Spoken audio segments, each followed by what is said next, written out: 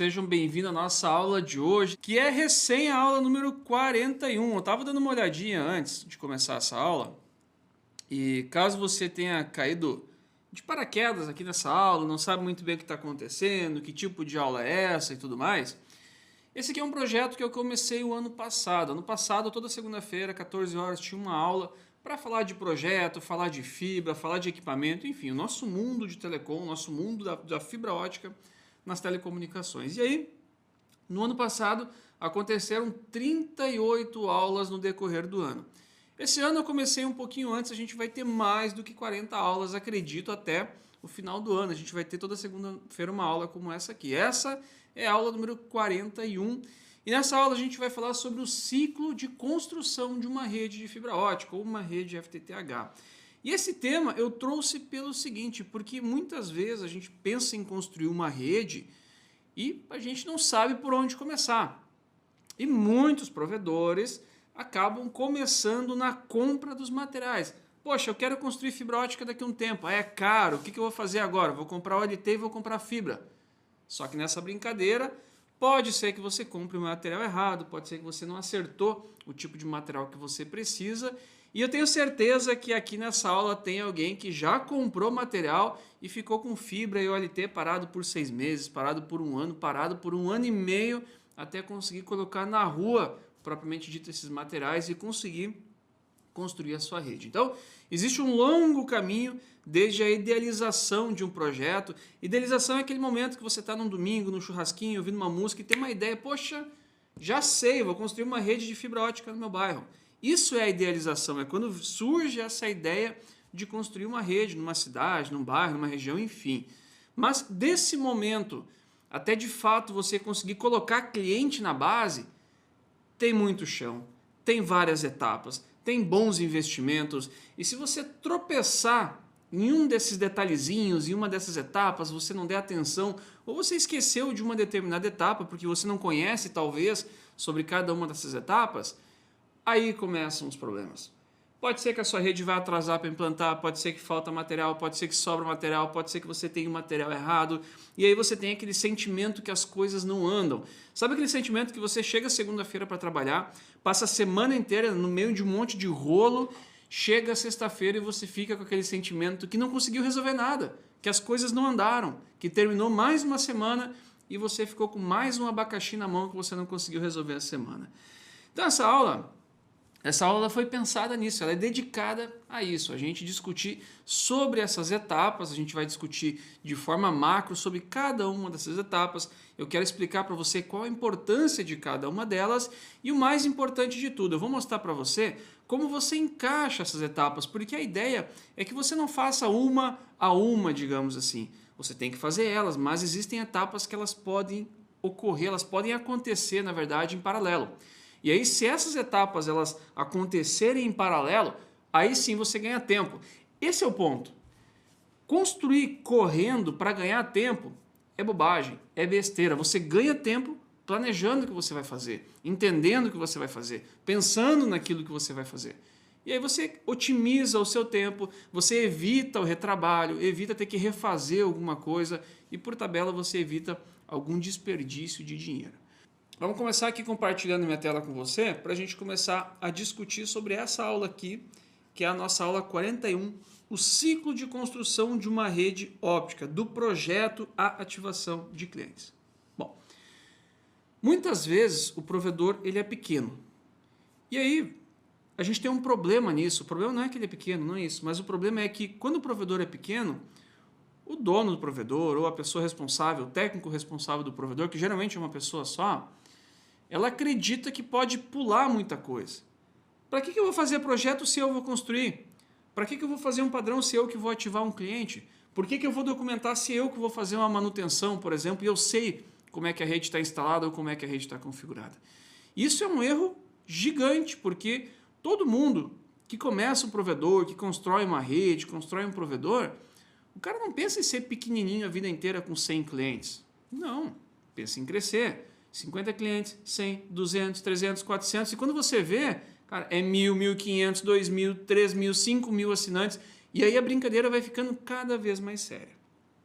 E aí é aquela hora que você olha para trás e pensa assim, poxa, que abacaxi, cara, como é que eu vou resolver isso agora? Como é que eu vou documentar minha rede? Onde é que está minha fibra? Como é que eu vou ensinar para o técnico como é a minha rede para que ele possa fazer uma manutenção?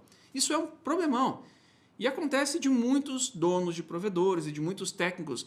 Aquele técnico que é o da casa, o antigo, que participou de tudo, acontece muito desse cara não conseguir sair do operacional. Esse cara não tem final de semana, esse cara não tem madrugada livre, esse cara tem que estar sempre à disposição para resolver problemas. Por quê? Porque o problema foi lá no início, porque o provedor acreditava que era pequeno, que não precisava fazer um monte de coisas. E a grande sacada é o seguinte, quanto menor nós somos, mais fácil é de documentar, de respeitar as coisas. Poxa, fazer um projeto para 100 portas é totalmente diferente do que fazer um projeto para 10 mil portas. 10 mil portas é muito mais trabalho, o projeto é muito maior, o projeto custa muito mais caro. E essa é uma história que é comum para muitos provedores mesmo. É muito mais comum do que você imagina. Tem provedores que eu ajudo a desenvolver projeto de rede que já está documentada, que na verdade é documentar a rede de trás para frente. E cara, eu estou falando com caras aí com 10 mil portas, com 15 mil portas, com 20 mil portas, e o custo para documentar essa rede é muito grande mesmo. Por outro lado, eu tenho projetos que eu desenvolvi para provedores, porque eu faço projetos de fibra ótica, e aí tem projetos que eu desenvolvi com 200 portas, com 300, com 500 portas, que está 100% documentado. Onde estão os postes, onde estão as caixas, onde estão os cabos, como é o diagrama unifilar, qual é o nível de sinal, qual é a ocupação, tudo isso está documentado. E a grande sacada é, entrou alguém novo na equipe, capacita o cara, mostra o projeto para ele, ensina ele a fazer a leitura do projeto, pronto, a informação está aí. E com isso o técnico começa a ganhar autonomia. Bom, vamos voltar então para o nosso compartilhamento aqui. E essa aula eu não deixei ela já escrita, digamos, aqui no nosso Mind Master, aqui onde a gente vai montar, porque eu queria justamente discutir isso nessa aula aqui e poder encaixar algumas coisas a mais, tá? Qual que é o primeiro ponto que nós começamos quando a gente pensa numa rede? O primeiro ponto, inclusive, ele foi tema da aula anterior. A aula anterior a gente conseguiu estimar o quanto custa uma rede sem ter que projetar essa rede. Um exercício. Então, o primeiro ponto, ele tem a ver com isso. A primeira etapa, ao meu ponto de vista, é uma etapa de análise. Eu vou chamar essa etapa de análise. É uma etapa de investigação. Ou seja, a primeira etapa, ela é a gente olhar para uma determinada área, entender como é aquela área, quantas casas mais ou menos tem lá, definir uma taxa de penetração para isso, entender como vão ser as coisas. Por exemplo, o básico que tem que ter numa análise. Quantas residências, opa, vamos escrever certo, né? Quantas residências tem em uma determinada região? Qual será a taxa de penetração? Que raio é isso? Bom, se numa região tem 1000 casas e eu quero atender um determinado percentual de casas, esse percentual é a taxa de penetração. Por exemplo, tem 1000 residências e eu quero atender 40% disso. Então, a minha rede vai ser uma rede de mais ou menos 400 portas. Ah, Machado, legal, mas qual é a taxa de penetração que eu uso? Para quem já tem um provedor de internet, a minha sugestão é o seguinte: analisa as outras áreas de quantas casas tem versus quantas casas você construiu rede, e aí você vai encontrar 20%, 30%, 40%, 60% de taxa de penetração. Aí você vai descobrir qual é a sua taxa de penetração. Para quem não sabe, para quem é um provedor novo, para quem não quer fazer esse estudo, bom, aí a minha dica é o seguinte: faz a média de mercado.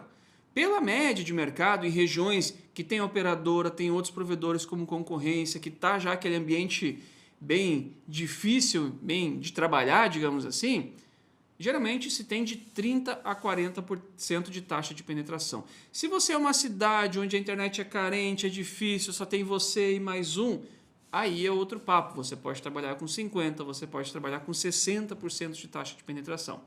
Mas na média do mercado, na maioria das regiões, é de 30% a 40%. Se a sua taxa for diferente disso, se você já tem uma rede, calcula e use ela. Tá?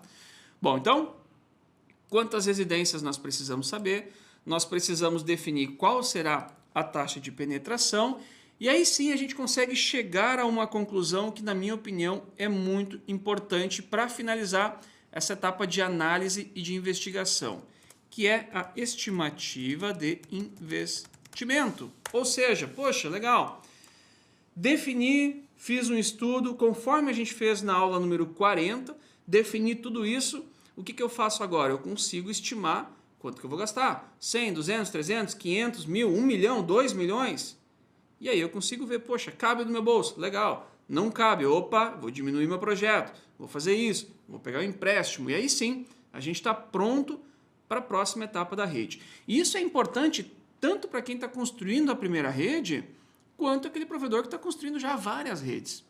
Poxa, pensa assim, pensa que você tem um provedor grande, seu provedor tem 100 mil clientes, tem 50 mil clientes, e aqui eu sei que tem alunos de provedores que têm 500 portas e tem alunos aqui de provedores que têm 100 mil clientes, tem aqui nessa aula. Então pensa o seguinte, o provedor ele vai construir uma rede numa cidade nova. Por mais que o provedor seja um provedor grande, ele precisa saber o quanto mais ou menos ele vai gastar. Para quê? Para ter uma previsão, para analisar o fluxo de caixa, para conseguir comprar os materiais, para conseguir contratar pessoas. Então, a estimativa de investimento ela é sempre necessária, independente do tamanho de provedor que você tenha. É só você ou você tem lá 200 funcionários, 300, 400 funcionários no seu provedor, é importante, sempre importante fazer essa estimativa de investimento. Legal, feito isso, olha só, o que é a segunda etapa desse ciclo de construção? A segunda etapa, no meu ponto de vista, é o projeto FTTH. O que eu chamo de projeto FTTH? É a distribuição das caixas de atendimento, a distribuição dos ramais, distribuição do backbone, reservas de rede. E quando eu falo reservas de rede, são reservas para ampliações. Poxa, numa determinada área eu vi que estão construindo um loteamento novo. Opa, já vamos deixar a reserva de fibra aqui para esse loteamento novo. Ah, na outra região está surgindo uma área comercial, vamos já deixar uma reserva para lá. Ah, na outra ponta da cidade pode ser que no futuro eu queira aproveitar e pegar link por uma outra rota. Deixa a fibra sobrando lá também. Então, essas definições elas estão na etapa de projeto FTTH. E aqui nessa etapa tem uma curiosidade interessante, que é o seguinte. O ideal é a gente ter o projeto completinho, que são todas essas informações que eu coloquei aqui, mais o cálculo de potência, mais o diagrama unifilar. O ideal é a gente ter toda essa documentação. Mas, num primeiro momento, a gente tendo pelo menos a posição das caixas, as rotas dos cabos e o dimensionamento das fibras, já é o suficiente para a gente partir para a próxima etapa da construção de uma rede. Mas para a gente não esquecer e não complicar, vou colocar aqui também, que é o cálculo de potência e o diagrama unifilar, ou o diagrama das fusões, ou o diagrama unifilar, ou o diagrama das emendas, enfim, aquele documento que diz quais fibras você vai fazer com qual fusão, com qual fibra. Legal, então, análise, entendemos a área, estimamos um valor, depois a gente pula para o projeto propriamente dito. Bom, a partir daqui, nós conseguimos dar outros saltos maiores na construção de uma rede, digamos assim, na idealização de uma rede. Que seria o quê? Seria a gente fazer o projeto de compartilhamento, compra de materiais, enfim, outras coisas que a gente vai abrir a partir de agora. E aqui eu quero abrir um parênteses para a gente ter uma discussão muito breve aqui, que é o seguinte. Esse caminho é o caminho ideal. Esse caminho é o caminho que seria o certo nós todos fazermos, em especial quem vai fazer o projeto de compartilhamento.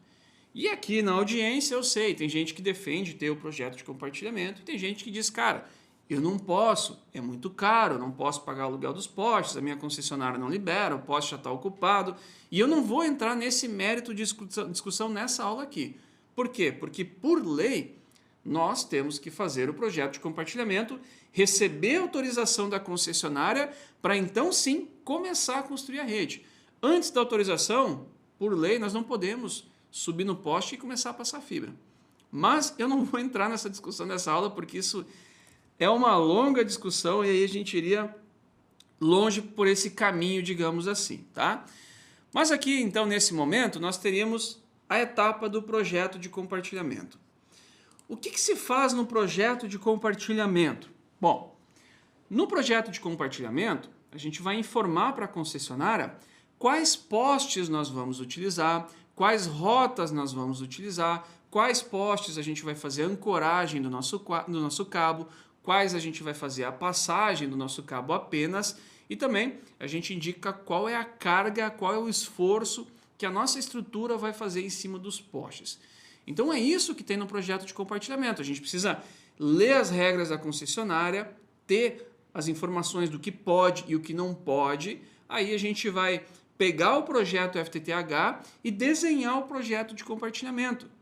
A ordem é essa. O projeto de compartilhamento, ele nasce do projeto FTTH e não ao contrário. Se eu aprovar um projeto lançando fibra nos cabos, nas ruas, e depois eu for desenhar um FTTH em cima daquilo que já foi aprovado, muitas vezes nasce uma rede Frankenstein que depois ninguém entende mais. Então, o certo é, primeiro desenha o projetinho FTTH do que a gente precisa, depois a gente faz o projeto de compartilhamento em cima do projeto FTTH, baseado no projeto FTTH, e desenhando apenas aquilo que a concessionária pede. Então, nunca coloca no projeto de compartilhamento algo além do que ela está pedindo, porque aí você só vai se complicar. Coloca o mínimo, que é para não dar confusão. Então, o que tem lá no projeto de compartilhamento? Tem os postes que nós vamos utilizar, tem as rotas dos cabos e tem também a carga, né? Qual é a carga que a fibra ela vai exercer? Carga sobre o poste. Qual cabo a gente vai utilizar? Qual é a força que ele faz? Qual que é o esforço? Quantos metros? É um vão de 40, 50, 60, 80? Isso vai exercer uma certa carga no poste. A gente vai ter que informar, inclusive, qual é a carga que cada um dos postes comporta. Legal. Então, a gente estimou, fez projeto de compartilhamento. Qual é a próxima etapa aqui? A próxima etapa pós-projeto de compartilhamento é, antes de construir a rede propriamente dito, é ter um momento, aí, uma etapa de ajuste de projeto. Ajustes de projetos. Por quê? Porque no fazer o projeto FTTH, a gente sempre se preocupa com a ocupação de poste, com rotas que são possíveis a gente fazer ou não. Só que na prática a coisinha é um pouquinho diferente, porque pode ser que você fez uma inspeção lá na rua e foi desenvolvido o projeto de compartilhamento por um engenheiro, o projeto FTTH, só que aí você submeteu o projeto, o engenheiro submeteu o projeto junto à concessionária e já estava tramitando um outro projeto lá, já foi aprovado um outro projeto de um outro provedor, ou o projetista, quando fez o projeto FTTH, não percebeu ali, cometeu um errinho na hora de passar alguma rota e não pode passar por um determinado local. Então, é comum a concessionária devolver o projeto de compartilhamento e avisar você, ó, aqui não pode e lá não pode. E aí você vai ter que corrigir o projeto FTTH e corrigir o projeto de compartilhamento também, submeter novamente para então receber o ok. Importante, tudo isso leva tempo.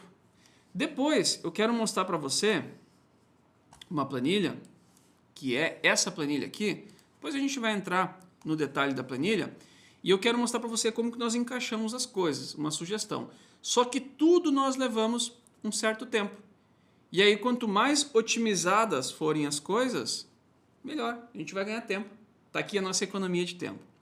Bom, vamos voltar então para o nosso Mind Master aqui. E aí a gente tem o seguinte, depois dos ajustes do projeto, eu posso então partir para a próxima etapa, que seria, sabe o quê? Compra dos materiais. Compra dos materiais. A compra dos materiais, ela pode acontecer uma etapa anterior. Se você está confiante, poxa, o engenheiro tem um bom relacionamento, o engenheiro me disse que vai aprovar, que está indo bem a aprovação do projeto, que está tudo certo, e você pode aproveitar esses 60, 90, 180 dias que a concessionária vai demorar para responder, você pode aproveitar e já ir comprando materiais. Agora, se o seu mundo é um mundo de inseguranças, é um mundo de incertezas, bom, aí o certo, se você não quer perder dinheiro, é aguardar as aprovações para então comprar os materiais, que seria a nossa quinta etapa, comprar os materiais. Pode parecer besteira, mas não é. Faz uns 4 meses, eu acho, mais ou menos, eu desenvolvi um projeto para um provedor. O cara é um provedor de rádio, ele queria dar o próximo passo no FTTH, assim como muitos já fizeram, e aí ele queria fazer o caminho certinho. Então, eu fiz um projeto para ele, fiz o levantamento de quanto ele ia gastar, ajustamos o projeto, estava tudo ok. Ele pegou esse projeto FTTH que eu desenvolvi para ele e levou para o engenheiro que vai fazer o compartilhamento. O engenheiro que vai fazer o compartilhamento, ele já tinha analisado anteriormente a estrutura e disse que estava ok, que conseguia aprovar. Só que quando ele analisou com calma para encaminhar o projeto de compartilhamento, tivemos uma surpresa. Já tinha coisa acontecendo, tinha postes que estavam lotados segundo a concessionária, mas na prática não estava lotado, e esse cara ele não quis dar o próximo passo de construir sem ter o projeto de compartilhamento. Ele não quis. Esse foi o posicionamento dele, de não lançar o cabo sem ter o ok da concessionária. Então, ele está trabalhando lá com o engenheiro, está vendo o que dá para fazer, conversando junto à concessionária, mas daqui a um tempinho a gente vai ter que rever o projeto e vai ter que dar sequência para o próximo passo. Só que o abacaxi é o seguinte, e se esse cara já tivesse comprado fibra, já tivesse comprado OLT? Poxa, ele ia estar com 100 mil, 150 mil de material na casa dele, parado por muitos e muitos e muitos meses antes de conseguir construir a rede. Então, no ciclo ideal, entre aspas, a compra dos materiais eu encaixaria nesse momento aqui. Em especial, né, a gente tem que ter uma atenção muito especial sobre a fibra ótica. A fibra ótica, se a gente for comprar para amanhã e tiver que recorrer a um distribuidor, a gente vai pagar um pouquinho mais caro por isso. Agora, se a gente tiver tempo e conseguir encomendar antes, a gente consegue encomendar a fibra ótica com o fabricante e aí sim a gente ganha na negociação. Vai ser mais barato, porém a gente vai precisar de mais tempo para o fabricante entregar. Legal. Passou a compra então dos materiais, o que a gente faz? Capacitação. Eu até vou colocar aqui capacitação, recrutamento e capacitação. Pode acontecer junto com outra etapa. Vai do quanto você está seguro, digamos assim, de como as coisas vão acontecer. Tá? Como eu disse no início da aula, isso aqui não é uma sequência 100% linear. Você vai poder tocar coisas em paralelo e aí sim, tem uma inteligência muito grande quando a gente toca as coisas em paralelo. Então existe uma etapa muito importante aqui, que é o recrutamento e a capacitação. Por quê? Para não acontecer de você ter projeto, chegar material e não ter gente. Ter gente, a galera está pronta, tem material, não tem projeto. Para não acontecer isso. Beleza. Depois disso, a gente entra numa etapa que eu, particularmente, acho muito importante e muitos provedores não se dão conta.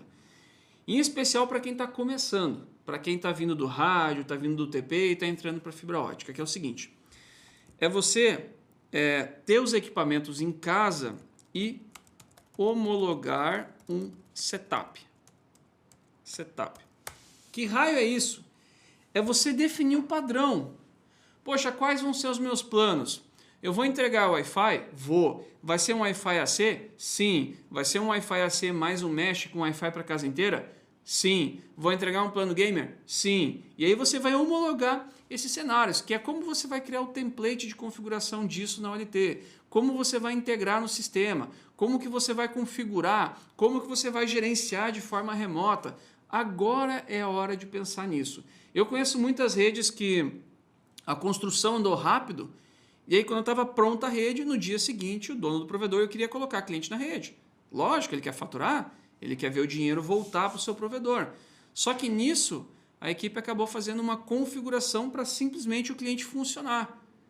E aí você ativa 1, 2, 3, 10, 20, e quando você vê, você está naquele abacaxi de ter 500 clientes na base, com uma configuração ruim, com tudo errado, que começa a dar problema, está todo mundo numa VLAN só, está todo mundo só num concentrador PPPoE, e aí a rede ela começa a engasgar. Então, antes da galera construir a rede, ou durante a construção da rede, você já pode ter um olhar sobre as configurações da rede, porque a rede, às vezes a gente olha para a rede de fibra ótica, analisando a parte física dela, analisando cabo, caixa, tudo que a gente consegue tocar, só que a rede ela é composta por um mundo físico, que nós tocamos, e um mundo lógico, um mundo virtual, que é o mundo que nós configuramos. E para a rede funcionar bem, as duas coisas têm que estar bem linkadas, associadas, as duas têm que estar muito bem configuradas ou instaladas para que tudo flua perfeitamente. Então, por isso que é importante homologar um setup de configuração. Legal. Vamos olhar um pouquinho para a rua agora, né? O que poderia estar acontecendo na rua ou começaria na rua? Começaria, então, a nossa etapa de lançamento dos cabos. Olha só que interessante. Eu não trouxe aqui essa aula já escrita, porque eu queria justamente discutir isso com você, porque não tem uma linha reta, começo, meio e fim. A gente vai navegando por várias etapas que estão dentro do ciclo e a gente consegue encaixar elas, tá? Mas existe aqui uma etapa que é o lançamento da rede. E quando eu falo lançamento aqui, eu nem vou entrar no detalhe, tá?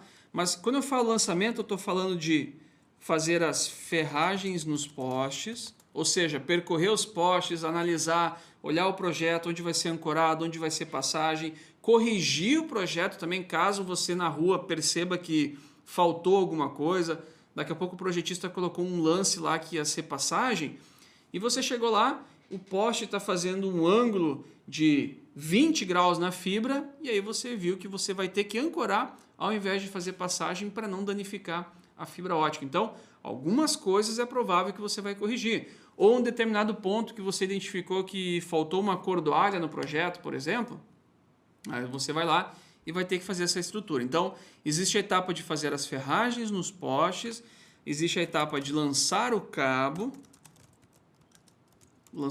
propriamente dito, e existe a etapa de adequar o cabo. O que é adequar o cabo? Colocou ferragem, lançou o cabo, legal, só que o cabo ele vai ficar solto. E aí você vem adequando ele, ancorando, esticando, acomodando as reservas técnicas, identificando o cabo. Isso é adequar o nosso cabo óptico, é deixar ele prontinho, digamos assim, o cabo. Bom, cabo lançado, nós entramos aqui na próxima etapa. A próxima etapa é montagem das caixas. Bom, cabo lançado, a equipe vai percorrer a rua, chegou num determinado ponto, já tem uma reserva técnica pronta para uma caixa ser instalada.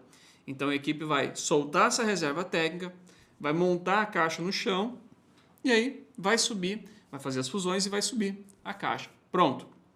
Aquela caixa está montada. Geralmente isso é feito em etapas diferentes, porque muitos provedores acabam construindo e ativando já a rede e ativando o cliente mesmo. A mesma equipe, eu quero dizer, acaba fazendo muitas coisas.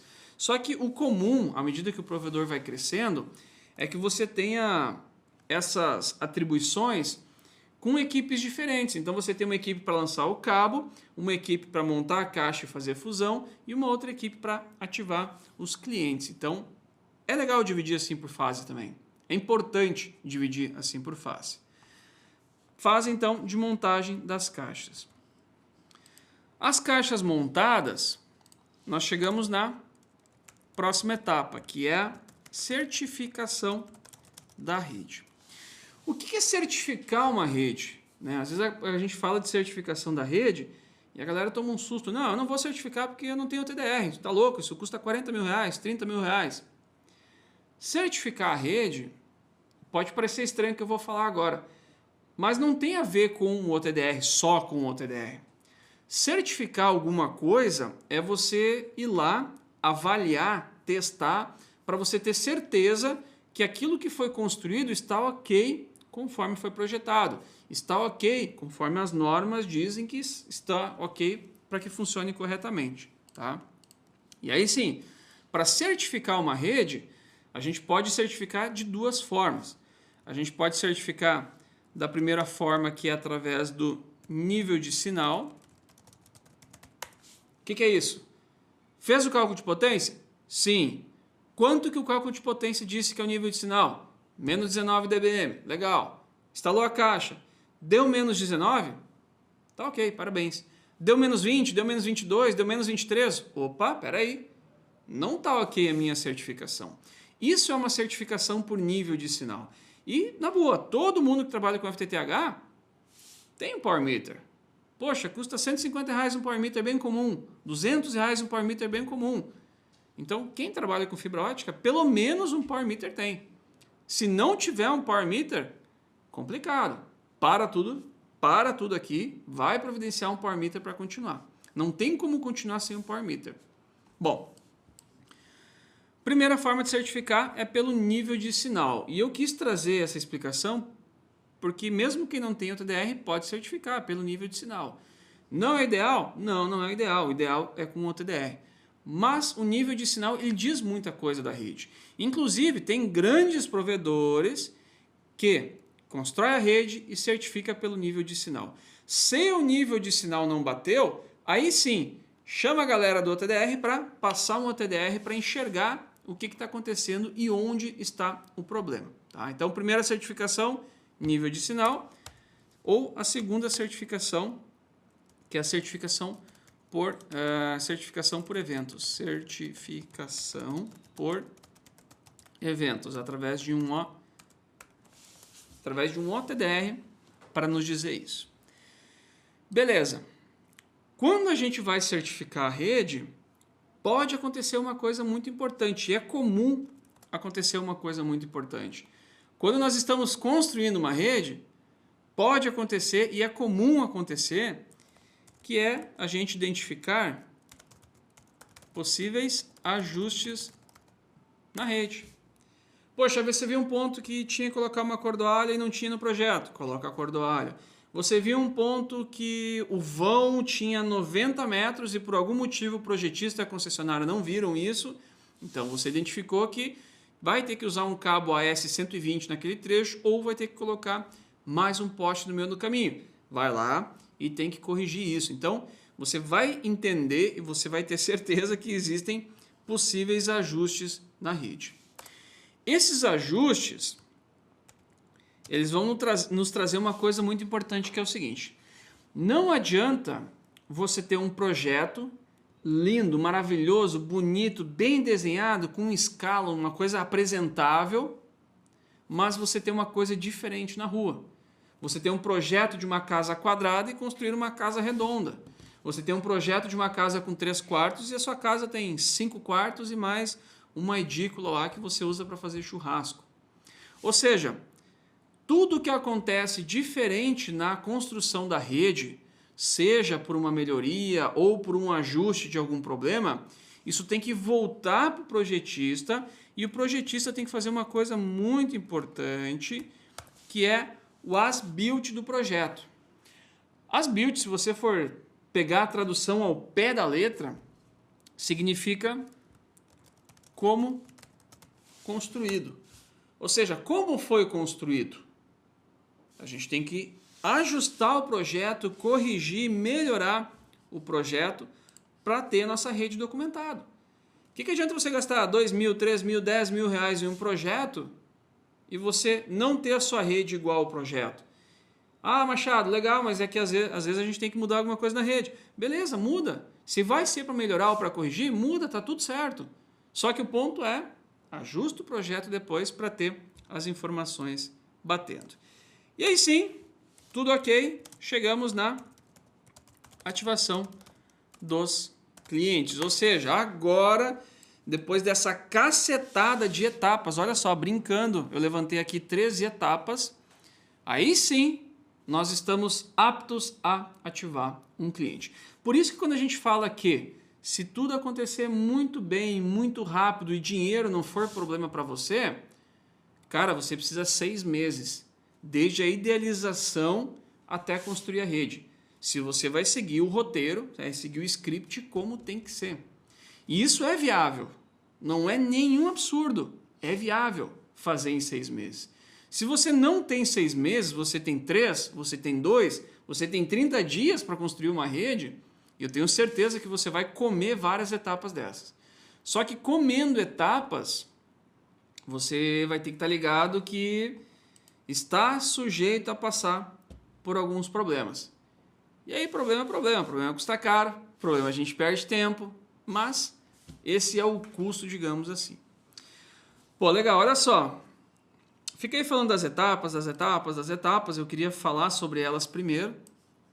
Talvez você não concorde com alguma etapa dessa aqui, tá, tudo bem, esse é o meu ponto de vista, é o que eu vi que melhor funcionou de forma resumida desde 2011, de todas as redes FTTH que eu já acompanhei desde 2011, que foi os primórdios das redes FTTH aqui no Brasil. Existem algumas mais antigas ainda, beleza, mas que eu acompanhei desde 2011, tendo um boom mesmo de redes FTTH em 2014.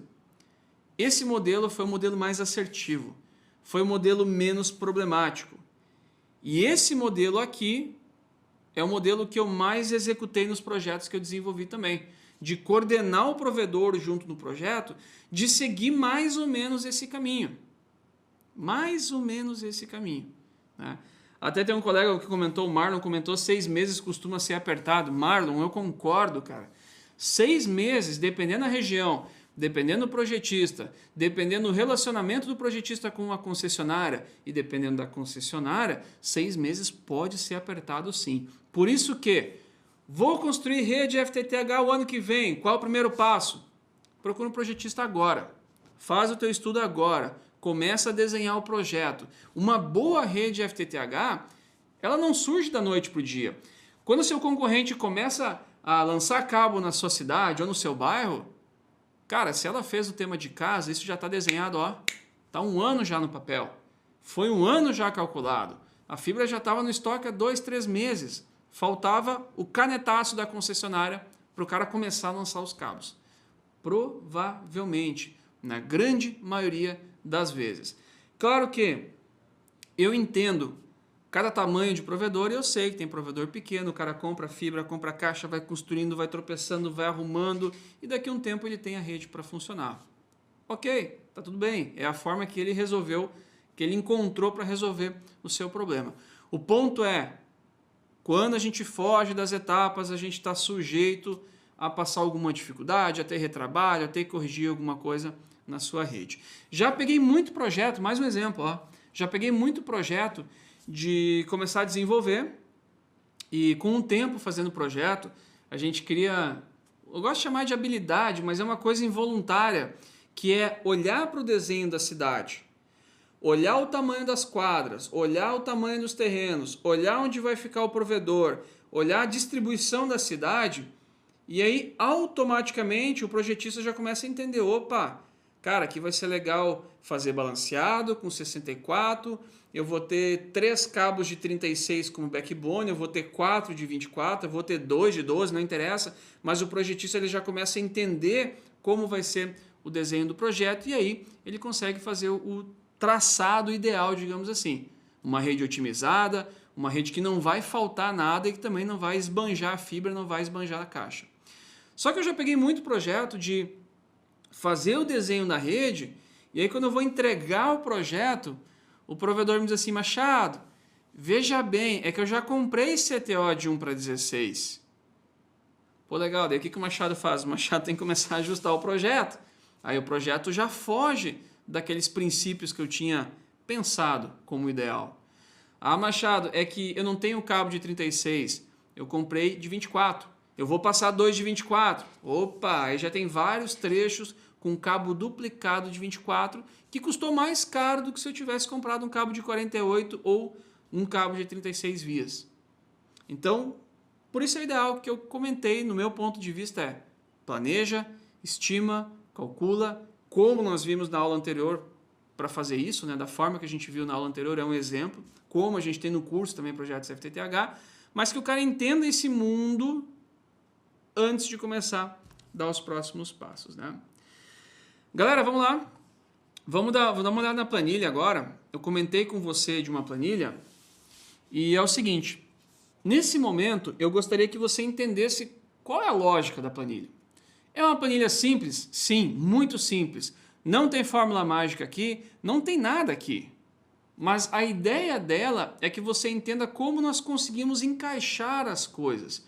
E aí, você pega essa planilha e você faz a sua planilha. Você pode adicionar mais itens, itens que você acha importante. Você pode fazer um cronograma de configuração, um cronograma de construção, um cronograma de projeto, enfim. Vai com aquilo que você precisa.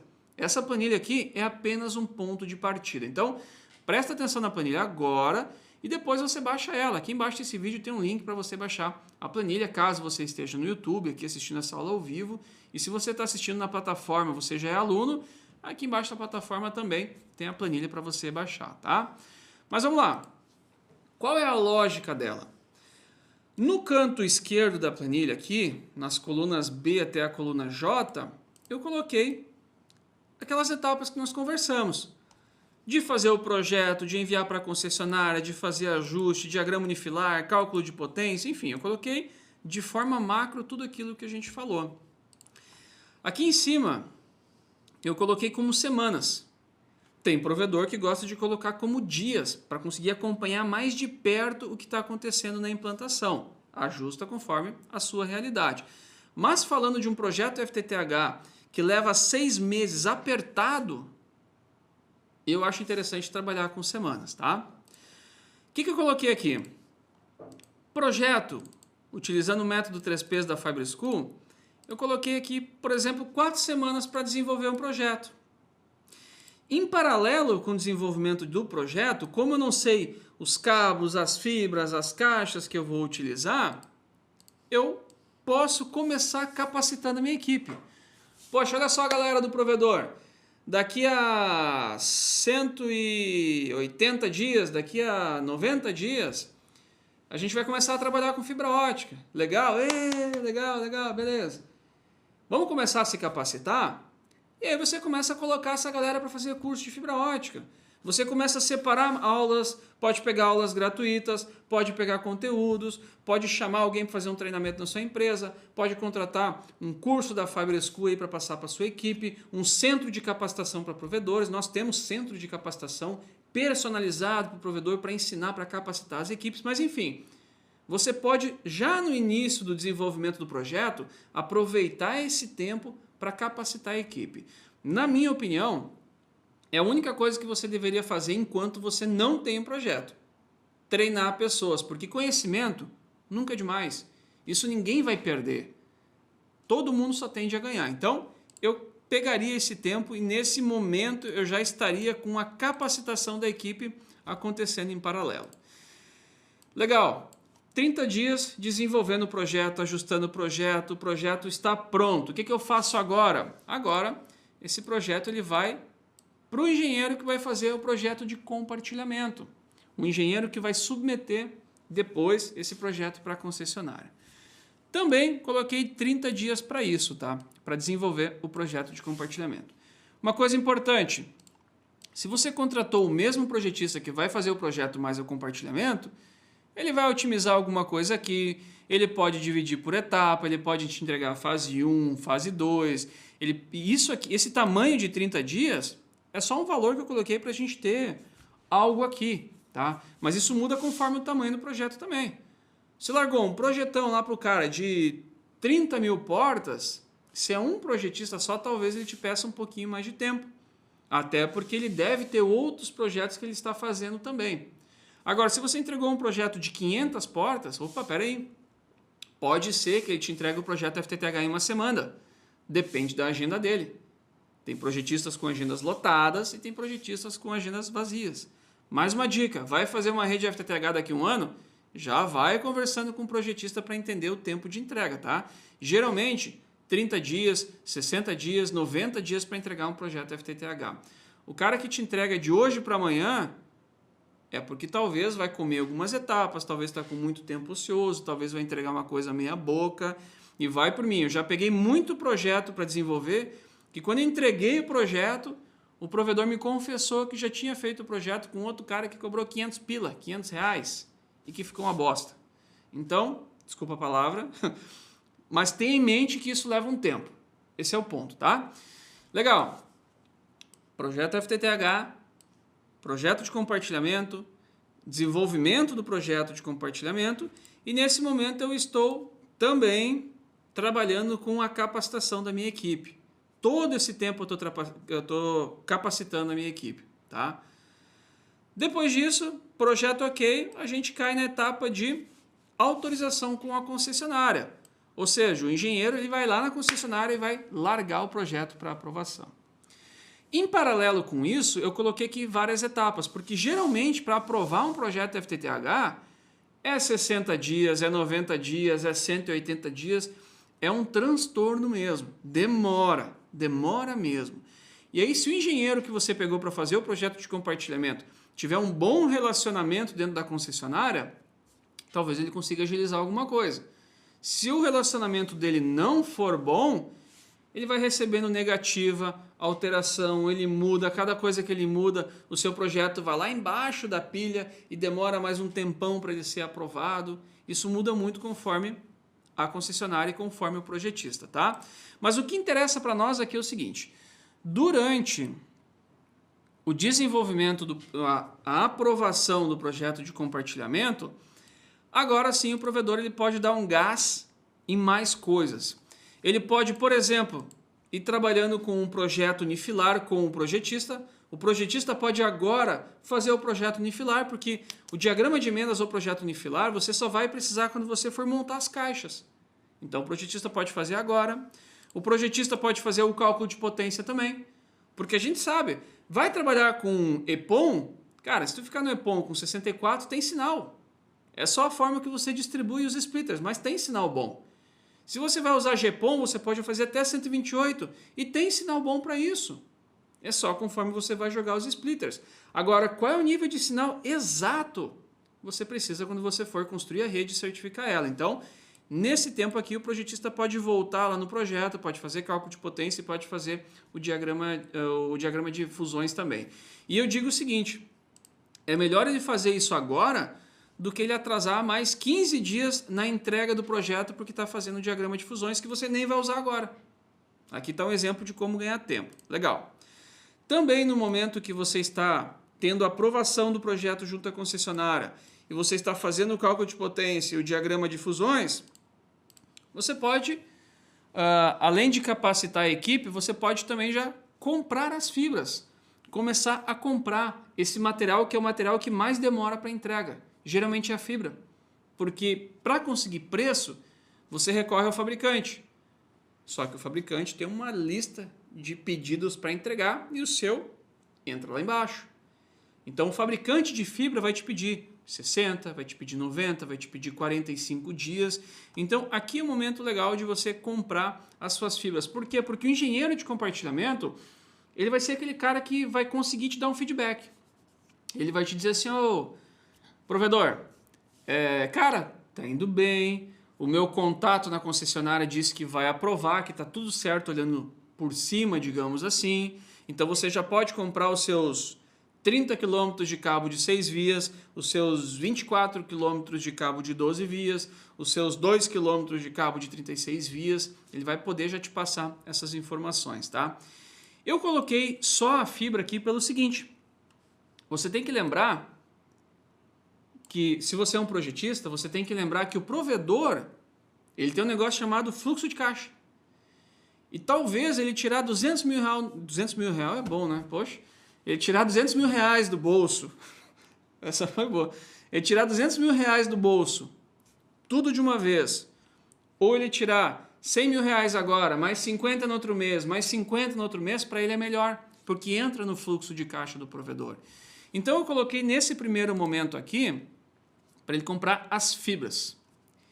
Depois, mais abaixo, eu coloquei os equipamentos. Equipamento OLT em especial, geralmente é coisa de pouco tempo. Você compra, 10 dias você recebe, 15 dias você recebe, uma semana você recebe os equipamentos. Geralmente é assim. Geralmente não é demorado igual a fibra. Até porque o equipamento você vai no distribuidor, para muitas marcas, algumas marcas você compra direto com o fabricante, mas é algo que geralmente você recebe muito rápido. Então não faz sentido, quando você mandar fazer o projeto, você já comprar o OLT. Porque você vai ficar 3 meses, 4 meses com o OLT na caixa.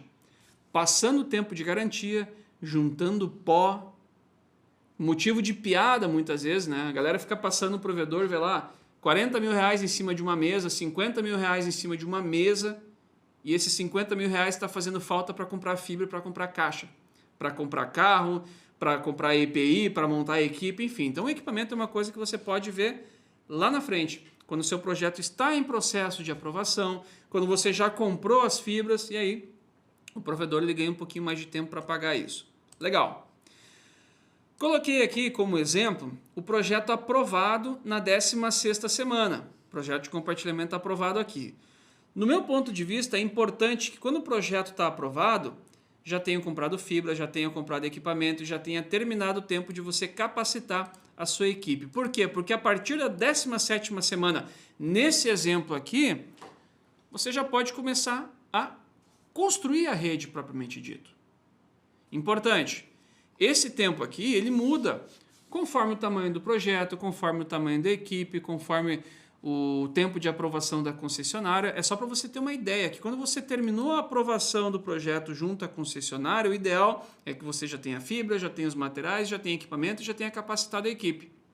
E aí sim, a gente começa com as próximas etapas, que seriam algum possível ajuste que foi identificado.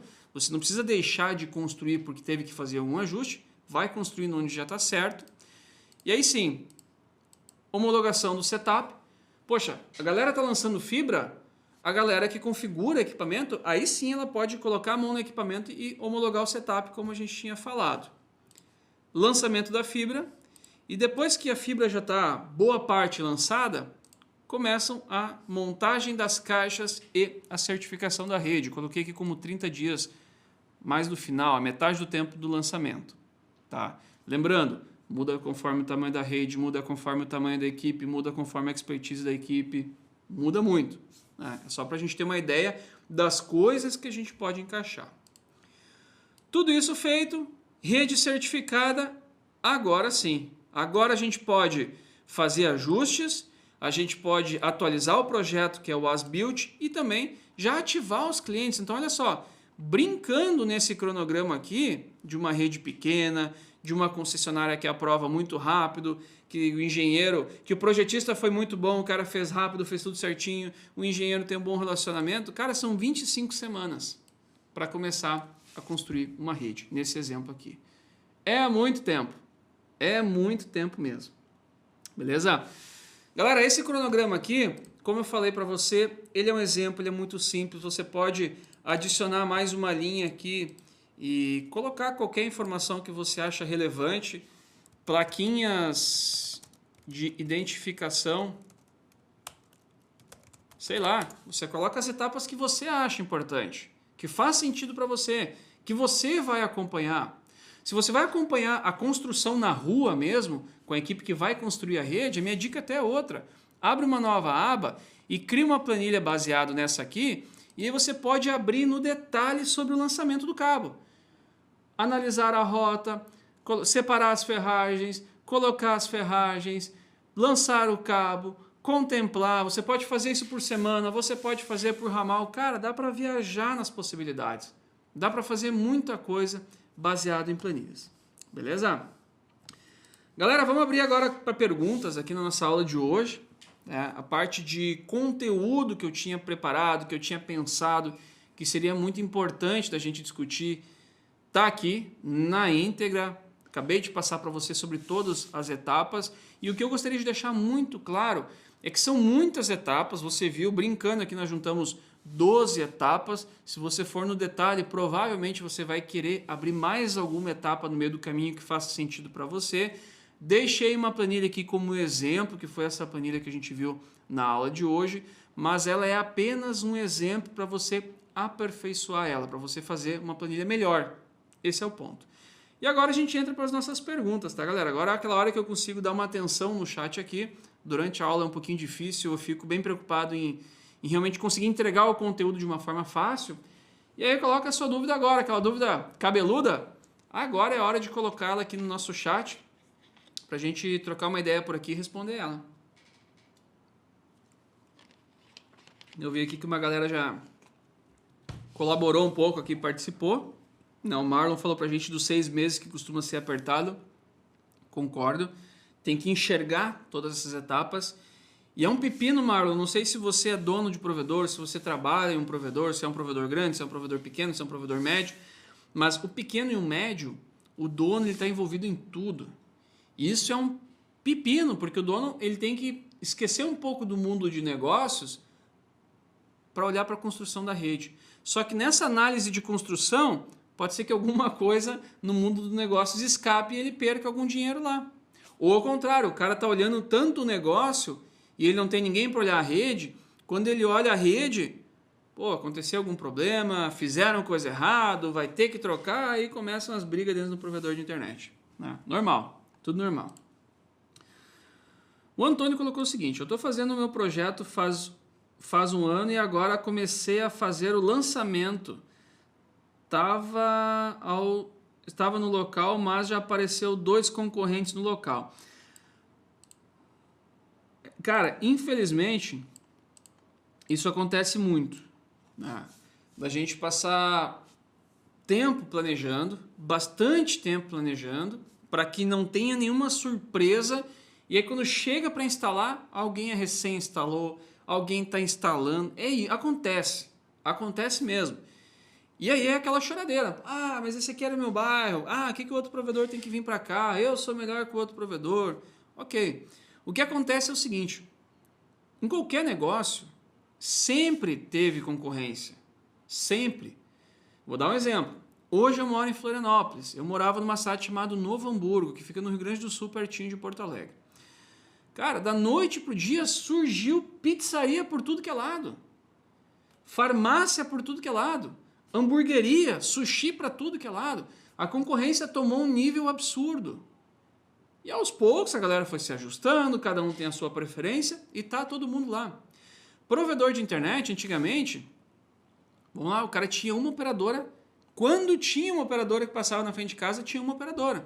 Uma porcaria de uma DSL lenta. Legal. Aí depois começou a vir outra operadora com uma rede HFC para entregar no cabo coaxial mais banda. Aí daqui a pouco vem outra operadora também com ADSL. Daqui a pouco começaram a vir provedor com rádio. E aí começou a vir provedor com fibra. E hoje, na grande maioria das cidades, o cara tem 5 opções de internet, tem 6, tem 8, tem 10 opções de internet. A concorrência está aí, infelizmente. E aí a gente tem que trabalhar outras coisas na nossa rede. Um bom planejamento, uma rede otimizada e principalmente uma rede que não dá trabalho, que não dá problema. Olha só. Tem alguns alunos que às vezes começam a interagir no curso e eu adoro quando interage, quando coloca a prova, quando duvida, quando quer ver alguma coisa, eu acho fantástico isso. Porque todo dia nós todos estamos estudando e aprendendo. Todo dia a gente aprende uma coisa nova. Eu aprendo uma coisa nova todo dia. Mesmo fazendo as redes FTTH, projetos FTTH há mais de 10 anos, eu aprendo alguma coisa nova todo dia. E aí, alguns às vezes entram numa discussão. Ah, mas eu faço assim e funciona. Ah, se eu fizer assim tá tudo certo. Bobagem, besteira. Ok. Só que tem uma coisa aí que muitos não conseguem mensurar, que é o seguinte. Se a sua internet caiu na mesma semana 2 vezes, cara, a imagem que vai ficar na cabeça do cliente é que a internet é uma porcaria e só dá problema. E para o cliente não interessa se foi um cabo que rompeu, se foi o concorrente que cortou o seu cabo, que foi uma caixa CTO que vandalizaram, se entrou formiga na caixa. Cara, para o concorrente não interessa. O que interessa é que funcione. E aí que vem uma coisa muito importante. Nessa hora, o cara que não se organizou e que não vê a qualidade que o cliente precisa, ele começa a perder cliente. Então, o jogo da telecom tem muito disso, de você ter uma rede melhor que a dos outros. Por quê? Porque quando a dos outros soluçar, caiu uma vez, caiu duas, caiu três, começou a dar problema, o cliente começa a vazar, começa a cair fora. E se a sua rede não parou, cara, é perfeito. Porque essa propaganda entre vizinhos é fantástica. Eu vou dar um exemplo para você. Aqui em Florianópolis, eu moro num loteamento novo. Esse loteamento eu nunca contei, mas eu acredito que tenha pelo menos umas 800 ou 1.000 casas. É um loteamento grande. E aí, como todo loteamento, existe o grupo do loteamento, o grupo de WhatsApp.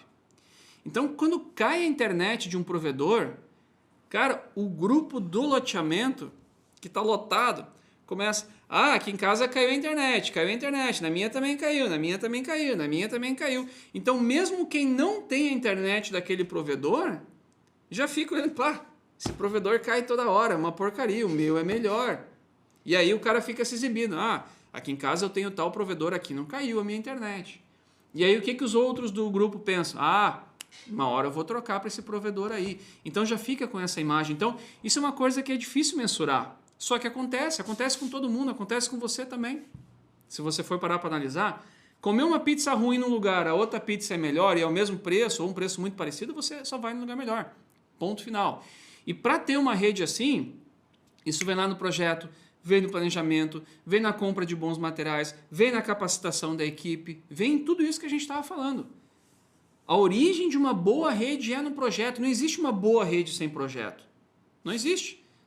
Não estou dizendo que somente tem rede, que todas as redes com projeto são boas, não é isso. Mas uma boa rede, cara, ela tem um bom projeto. É batata, é simples assim. Bom, queria saber sobre o cálculo de potência. Estou montando meu provedor desbalanceado. Bom, vamos lá. Cálculo de potência, tá? Cálculo de potência, muitas pessoas acham que é um bicho de 7 cabeças. Não é. Você tem que desenhar a rede, tem que saber fazer conta de mais e menos, pegar o valor de referência da atenuação e aí sim, fazer uma continha simples. Qual é o nível de sinal da rede ideal? É a potência de saída da OLT menos a atenuação da rede, você vai ter o nível de sinal da rede. Ponto. Tá? Esse é o tema da nossa próxima aula. Se eu fosse entrar no cálculo de potência aqui, eu ia ficar 2, 3 horas de aula, tá, galera?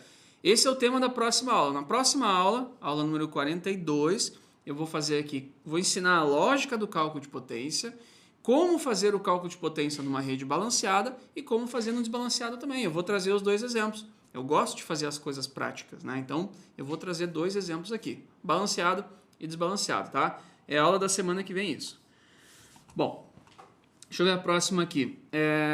Boa tarde, Machado. Boa tarde, Jackson. Quem seriam os responsáveis para cada etapa em termos de competência? Vamos lá.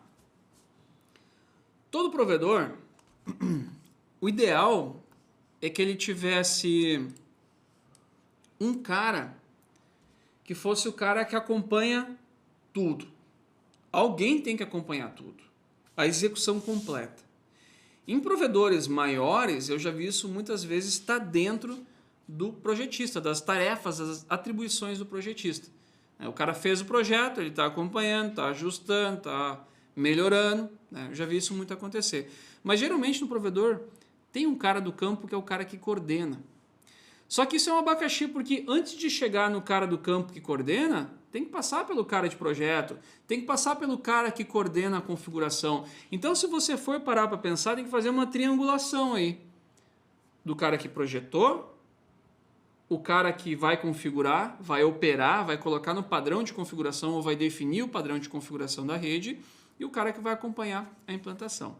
Provedor pequeno, muitas vezes é o mesmo cara que faz tudo e é o dono do provedor, inclusive. Provedor maior, o ideal é ter esses 3 papéis, tá? E eu falo ter os 3 papéis pelo seguinte: muitos projetistas, eles não têm a experiência do campo, nunca foram, o cara nunca subiu num poste. E aí? Projetista que nunca subiu no poste? Pô, né? Não é bem assim. Né? O projetista que nunca subiu no poste, muitas vezes ele desenha coisas que ele acha que dá para fazer e na vida real nem dá para fazer. Aí a galera que vai construir pega o projeto, dá risada e faz diferente, né? Então, precisa dessas 3 habilidades, essas 3 atribuições, tá? Pode ser o mesmo cara? Pode. Pode ser cara diferente? Pode também. E aí vem muito assim, isso é uma coisa legal. Jackson, uma coisa legal que eu pensei agora. Às vezes a galera pergunta, que curso que eu faço para crescer? Eu quero ganhar mais no meu provedor. Eu quero ser reconhecido no meu provedor. O primeiro ponto é o seguinte, todo mundo se identifica mais com alguma coisa. Todo mundo. Tem cara que gosta de subir em poste e lançar cabo. O cara gosta, ele se diverte, passa o dia fazendo isso. Beleza. Tem cara que gosta de montar caixa, de fazer fusão, de vedar a caixa, certificar a rede. Tem cara que gosta disso. Tem cara que já fez isso, mas ele não gosta de estar no campo. O que ele pode fazer? Cara, ele pode fazer as redes, mas ele gosta de rede. Então ele pode fazer projeto, ele pode fazer rede, ele prefere trabalhar no escritório. Beleza, tá tudo certo. Então você cresce quando você enxerga em qual área você se identifica e aí sim você corre na especialização naquela área. O cara que constrói, o cara que ativa cliente, o cara que monta rede, o cara que projeta, o cara que configura. É aí que você cresce. Agora, o cara que faz tudo perfeitamente, não. Aí a gente deixa falhas para trás. Tá? Por exemplo, eu sei configurar. Eu já fiz isso há muito tempo. Eu já configurei muitas redes FTTH. Mas não é o meu forte. Eu faço uma rede configurar, uma rede funcionar na configuração. Tá tudo certo. Só que não é o meu forte. Tem tantos outros caras que só fazem isso e se especializaram nisso que eles sabem fazer muito melhor do que eu. Mais rápido e melhor. Agora, o meu chão é projeto. Eu já acompanhei muita implantação. Logo no início do meu caminho no mundo FTTH, eu participei de uma implantação de 24 mil portas. E aí a gente teve que montar a equipe, capacitar a equipe. Então, eu tive a oportunidade de estar no campo com os caras, de perceber coisas que eu fiz errado no projeto, eu ter que corrigir, porque no dia seguinte os caras precisavam implantar a rede. E foi aí que eu aprendi a fazer bons projetos, acompanhando. Tá? Então, seria mais ou menos isso. Beleza? Galera, vou pegar a última aqui por hoje, tá? Vamos lá. Cara, eu soube da taxa que aqui no Ceará a ANEEL vai cobrar por CTO e caixa de emenda. O que você tá achando isso? Cara, Jonathan, é o seguinte, tá? O assuntinho chato esse, cara, porque é o seguinte. Eu acho que é uma sacanagem o que as concessionárias fazem com os provedores. De verdade, eu acho uma sacanagem. Só que eu entendo o que fazem. Não que eu ache certo, eu continuo achando uma sacanagem. Eles fazem isso pelo seguinte. Pensa que você é uma grande operadora. Você paga uma cacetada de aluguel de poste. Você está sofrendo com concorrência de provedores pequenos. O que a grande operadora muitas vezes faz, e a gente nunca vai ter a certeza disso, mas provavelmente faz, é uma articulação política no negócio aí. Ô concessionário, olha aqui, ó, eu tenho projeto em tudo, eu te pago tantos R$ 1.000 aqui por mês em aluguel de poste e tem um monte de cara clandestino. Eu quero desconto, ou não vou mais pagar, ou resolve essa situação. Então tem muita coisa política que acontece por trás disso, a gente nunca vai ter a certeza, mas isso acontece. E aí eu acho uma sacanagem mesmo. E aí, infelizmente, nós não temos um órgão que vestiu a camiseta e resolveu esse abacaxi, por mais que esse órgão já disse que ia resolver, que existe conselho, mas não resolve. Eu acho uma tremenda sacanagem. Eu defendo muito o cara trabalhar com tudo projetinho, legalizado, tudo bonitinho, para o dono do provedor e para todo mundo que trabalha no provedor poder botar a cabeça no travesseiro sossegado, com a certeza que não está fazendo nada errado, que não pode se incomodar da noite para o dia. Mas é difícil. É difícil você lançar um projeto e você arrancar com um boleto de R$ 10.000 de aluguel de poste e você não ter um cliente na cidade ou no bairro ainda. É muito complicada essa situação. Beleza? Muito complicada essa situação mesmo, tá? Então é por isso até difícil comentar isso. Mas a minha dica é, cara, pega advogado, vai atrás, vai através de associação, esse é o caminho. Se você tem projeto, paga aluguel, vai atrás, cara, entra junto nesse bolo aí para brigar por isso, porque é só assim que a gente vai conseguir preço melhor para aluguel de postes. E no final das contas isso reflete no cliente final, né? Essa é a maior preocupação. Galera, por hoje é isso, tá? Eu agradeço a todos que dedicaram aí um tempinho para participar dessa aula, para tirar dúvida, para ouvir um pouquinho aqui sobre projetos. E como eu falei antes, eu acho que todo dia a gente aprende uma coisinha nova, uma coisinha diferente, todo mundo aprende. Aquele cara que acha que sabe de tudo, sinto muito, está condenado ao fracasso, porque nós aprendemos todos os dias, todo mundo. E se você aprendeu uma coisinha nessa aula aqui, tá tudo certo, fico muito feliz. De novo, reforço o convite para a nossa próxima aula. Nossa próxima aula é sobre cálculo de potência. Cálculo de potência pura. Então, pega um papel e uma caneta, separa aí 2 horinhas para segunda-feira que vem. Vamos fazer umas contas juntos aqui. Eu vou trazer uma parte prática. Eu vou fazer a conta com um flip chart aqui no papel atrás de mim. Eu vou mostrar para você o passo a passo da conta para chegar no nível de sinal. Passa essa informação para os seus colegas de trabalho. Avisa aquele cara que manda muito mal de sinal, que não entende, que não concorda, ou para aquele cara que está fazendo o projeto e não consegue entregar o cálculo de potência. Já avisa esse cara aí que semana que vem a gente vai ter uma aula top sobre nível de sinal. Beleza? Valeu, galera, e eu vejo vocês aí semana que vem.